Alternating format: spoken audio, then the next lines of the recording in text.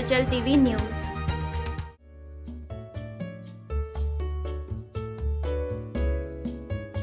Film वजीर में पहली बार अमिताभ बच्चन और फरहान एक साथ गाने को अपनी आवाज देंगे और इस गाने का टाइटल है अतरंगी यारी, जिसे कंपोज किया है रोचक कोहली ने।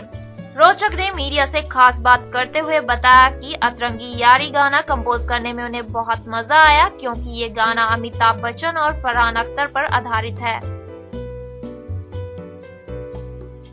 अतरंगी यारी दोस्ती के ऊपर आधारित सॉन्ग है, जिसमें अमिताभ और फरहान ने अपनी आवाज दी है। रोचक ने बताया कि फिल्म के प्रोड्यूसर विनोद चोपड़ा ने रोचक को इस गाने के लिए खुद अप्रोच किया।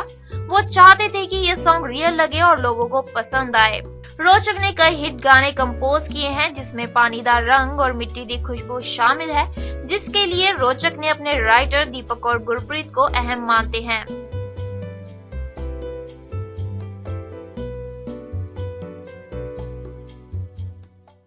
गाना है सॉन्ग कॉल्ड अतरंगी यारी, और एक फिल्म है जो बहुत चर्चा में अभी वजीर 8 जनवरी को रिलीज़ हो रही है, और ये गाना उसके प्रमोशन के लिए हम कर रहे हैं।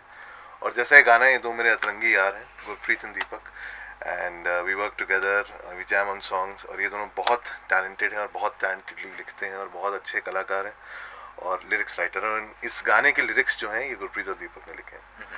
सो इनफैक्ट जब ये गाना हमारे पास आया था, ये गाना बहुत पहले से बना हुआ था एक्चुअली, और वो कहते हैं कि दाने दाने पे लिखा है खाने वाले का नाम, तो गाने गाने पे लिखा है सुनने वाले का is something that can be said here.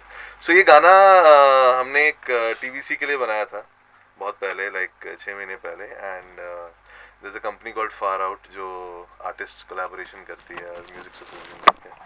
So Anurag from Far Out, reached to me and he said that ये opportunity आई है, and अमिताभ बच्चन और फरहान अख्तर की फिल्म है, तो क्या ये गाना हम उसमें ट्राई करें देने के लिए।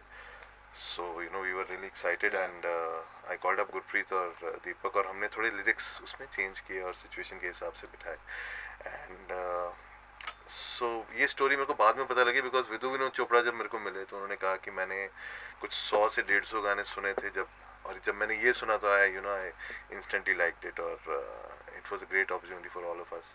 Then he got excited, and Vinod Chopra sir is like mentor to all of us, but अंदर से वो बहुत यंग एट हार्ट है, and he loves to give his creative inputs, and he loves to write, he loves to compose.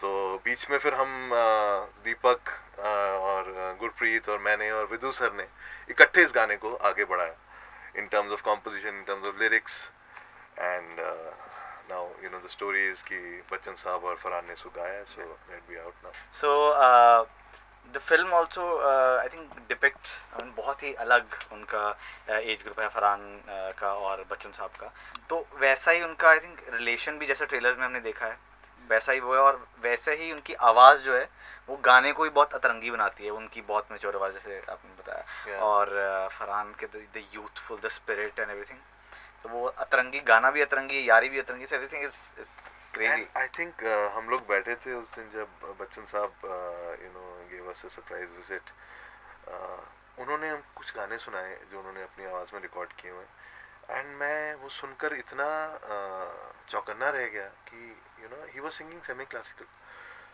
तो हम ये नहीं सोचते हैं कि इतना बड़ा सुपरस्टार है, and as Farhan was joking that superstars and good voice don't go together. And specially इस सॉन्ग में खूबसूरती ये है कि दोनों की जो फ्रेंडशिप है वो एक बहुत मैच्योर्ड फ्रेंडशिप है, तो in fact composition wise, lyrics wise आप बचकानी बात नहीं कर सकते, क्योंकि ऊपर से गाना भी वो मतलब अपनी आवाज में गा रहे हैं, तो कहीं ना कहीं आई थिंक क्योंकि रोचक ने वो धुन इतनी सेंसिटिविटी और इतनी मेलोडियस बनाई थी और क्योंकि मतलब उस चीज को ध्यान में रखकर आई थिंक वो बहुत अच्छे से अडेप्ट हो गया कि उनकी जो मैच्योर दोस्ती है उसको हमने वियर्ड भी कहा है और साथ में फ्रेशनेस भी एक उसके साथ जोड़ दी है। सो आई थिंक ये एक ही रात में बना था गाना, और दूसरी रात में हम विदु सर के घर पे थे, एंड तीसरी रात में बच्चन साहब रिकॉर्ड कर रहे थे. So you know it's a matter of three nights. And गाने के लिए या गाने की वजह से जितना उन्होंने बॉन्ड किया होगा, आई थिंक हम तीनों ने भी उतना ही बॉन्ड किया है उस गाने को. And I think between amongst all of them, अनुराग जो फार आउट के हेड हैं, I think उनका भी एक जो एयर ऑफ म्यूजिक था, बिकॉज उन्होंने जो ब्रीफ लिया और जो ब्रीफ मेरे को दिया, that was bang on. Otherwise, you know, this could have been a 151th song which was rejected. So I think that was also you know, a blessing for us.